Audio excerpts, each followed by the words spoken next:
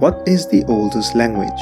By oldest, I mean out of the thousands of languages spoken around the world today, which one has been spoken for the longest time? This is a minefield of a topic, and most linguists I talk to do not want to touch this subject with a 10-foot pole, foremost because it's a massive waste of time. But fret not, I am no linguist, and I have no shame rising to the top of the bad linguistic subreddit, which I have a feeling is going to happen anyway. So, since there are way too many complications to answer in this problem, and because languages have been around for a way too long of a time, even beyond the dawn of civilizations, it's never going to be an easy answer. Unless you have a time machine, it will all come down to your criteria and personal opinion. It's safe to say that languages change all the time. If you think about it, the language you spoke 10 years ago is probably not the language you speak today. This question assumes a certain continuity to a language. So, looking for the natural language that is spoken in its exact form for the longest time would be a pointless exercise. Furthermore, if you accept the out of Africa theory that all humans moved out of East African savanna, you could argue that all existing languages could be traced back to these ancestral forms. But that's not what we are after, as we are interested in the modern forms of these languages. So this is actually one of the bigger complications of answering this question. We assume that if you trace back a language long enough, you could draw a line and say that at this point this language is not intelligible, and at this point it becomes the modern version of that language that now we understand. But it is not that simple. Let's take English as an example for convenience sake. Before the current versions of modern English, we have what is called Middle English, which roughly follows the late Middle Ages until the invention of the printing press in the late 15th century. Modern English starts its formation since this time with a lot of changes in pronunciation and grammar. To most of us, Middle English is unintelligible without any training. Listen to this clip of MIT Professor Arthur Barr reading a short excerpt of Sir Gawain and the Green Knight in Middle English. The Assault was Saced at Troy, the Borg Britanid and Brent to Brondus and Ascus. The tulk that the Tromus of Trajan there wrought was treated for his treachery, the truest on eartha. It was Ennius the Arthel, and is he a kindred. Now, as you know, English becomes much more intelligible to us when Shakespeare comes around 200 years later from that reading. Clan. From forth the fair lines of these two foes, a pair of star-crossed lovers take their life, whose misadventured piteous overthrows doth with their death bury their parents' strife. And it's that, it's the lines, it's the lines from... And as I mentioned before, the Gutenberg printer has a lot to do with that. So although where these lines are about intelligibility are quite subjective, by and large, we can categorize languages to certain periods and subperiods according to their changes and significant transitions. So this is why you also see Old English or Late Medieval English as periods or subperiods of English. And if you had hope that English was in the running for the oldest surviving language, you're going to be sorely disappointed. Let's look at Latin for a contrast. Originating in the area known as Latium around central Italy, which is where Rome and Roman Empire would grow to be, Latin had a lot of influence on the growth and the spread of the Western civilization. This is one of the reasons why it is known as a classical language. But you probably also heard that Latin is a dead language. Now, what makes Latin dead and English alive is its active native speakers and its usage in day-to-day life. Latin, as far as we know, is not used in a day-to-day context by the average citizens of Italy. But the Vatican City could be thought as an exception, but not because Latin is the lingua franca of the state. Due to practicality, Italian is actually used as the official language of the Vatican City since 2014. The prominence of Latin in the Holy See is because Latin is also a sacred language, also known as a liturgical language. A sacred language is a language used in religious context, explaining the prime reason why Latin survived through the ages despite falling out of favor as a communal language. The same could be said about the ancient language of Pali, which originated in India, which perhaps has been around for longer, at least since the time of Gautama Siddhartha, also known as Buddha, who lived around 26th century BCE but has been kept alive by Buddhist monks preserving the teachings of Buddha up to this day. What should be noted here is that a dead language is different to an extinct language. And it is an important distinction. It is a language that nobody effectively speaks anymore. Like this Native American Siouan language, Mandan, that went extinct with its last native speaker, Dr. Edwin Benson's demise in 2016. Or the Badeshi, a language only spoken by these three men in the foothills of a remote mountain valley in the Gilgit-Baltistan region in Pakistan.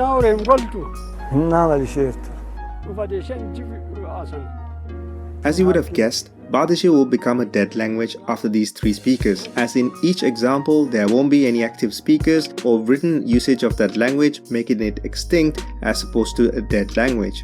So many think that this is also the case with the language of Sanskrit. There are many parallels that could be drawn between Sanskrit and Latin. First of all, Sanskrit is also one of the most important liturgical languages, mainly to Hinduism. It was also the language of the upper class and had great influence over most of the current South Asian languages and even as far as Southeast Asian languages. Arguably, Sanskrit kicked off the whole study of linguistic history, and it holds a very important place in the study of Indo-European studies, as the body of Sanskrit literature is one of the richest due to its usage in many Vedic and philosophical texts as well as poetry and drama in the ancient Indian literature. So, the ancient Vedic Sanskrit could be placed between the 18th and the 12th century BC. The most important aspect of Sanskrit is its methods of memorization, exceptional complexity, rigor, and the fidelity of grammar laid out by the ancient philologist and scholar Panini somewhere between the 6th and the 2nd century BC. Panini's work still forms the basis for many modern linguistic theories, and his work on morphology is compared to the work of Turing's machine in the 20th century due to its complexity and detail. So, if we go by the earlier Panini's treatise, which is a significant turning point for classical Sanskrit, we can put Sanskrit around 6th century BC on the spectrum.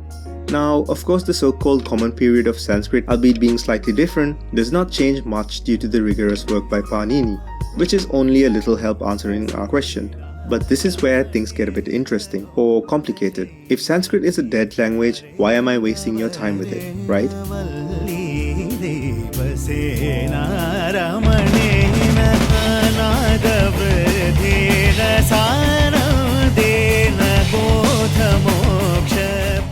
The problem is, Sanskrit is sort of making a comeback. In the 2011 National Census of Nepal, 1,669 people reported that they use Sanskrit as their first language. Sanskrit has been declared as one of the official languages in the state of Uttarakhand in India, and it has been seeing a resurgence in speakers due to religious and nationalistic movements. And the Indian National Census reported 14,135 speakers of Sanskrit in the country, and the numbers are steadily growing, which arguably puts Sanskrit in the running for this title. And that is, of course, if you disregard the hiatus in the middle. That brings us to another important sacred and classical language with a similar story, which is Hebrew. Hebrew completed a full revival as Sanskrit is currently undergoing today. It is well and alive today within the Jewish communities and in the state of Israel. Hebrew fell out of favor and became a dead language after the medieval period and kept alive by rabbis and by academic pursuants. However, Hebrew was revived as the Zionist movement picked up steam in the 19th century and finally went on to become the official state language of Israel in 1948. However, if you only studied biblical Hebrew, you would remain almost unintelligible to an Israeli today, just as it was in the case with English and Old English due to many natural changes that happened over time to the lexicon of Jewish people living in different parts of the world and having picked up a lot of borrowed words from the languages. And many of these words have been evolved from its ancestral version that is based on biblical Hebrew. Although it should be noted that there are some who argue that essentially these two are the same language. Even if we agree with these arguments, biblical Hebrew doesn't come into play around, well, the Bible. But the oldest available scripts of Hebrew dates to the 10th century BC. But the few linguists I spoke to and many on Quora seem to agree that these two versions of the language have drifted too far to be intelligible without any training. Also, biblical Hebrew texts don't have the same luxury of an intense grammatical treatise that Sanskrit enjoyed, which in this case, rules being steadily established over time. Okay, now that we're across that minefield, let's move on. The other main contenders in the running that we usually encounter are Chinese, Persian, Coptic, Greek, and Tamil. Out of these, Coptic language or the ancient Egyptian language is much older than any of the other languages and is being used in the same way as Latin is being used as a religious language, but only by a handful of people. Coptic could be traced back as far as 3,000 to 5,000 years in recorded history, but it is no longer used as a native or first language. And obviously, it has transformed into a completely different language. The survival of the language through the ages, however, is very remarkable. Modern Chinese dialect, Iranian, and Greek, although are very old and continuous, are significantly different from their ancestral forms to their modern versions. For example, Mycenaean Greek, which is the oldest of the three languages, dates back to around 17th century BCE, and actually the oldest written text of any surviving language belongs to Greek, dating back to the 15th century BCE, written using a writing system known as Linear B, predating the modern Greek alphabet. So obviously for some linguists and some of you viewers, therefore choosing Greek as the oldest language might make the most sense, as some people would argue that using the oldest known written text as the criteria would make more sense than pursuing something as intangible as intelligibility.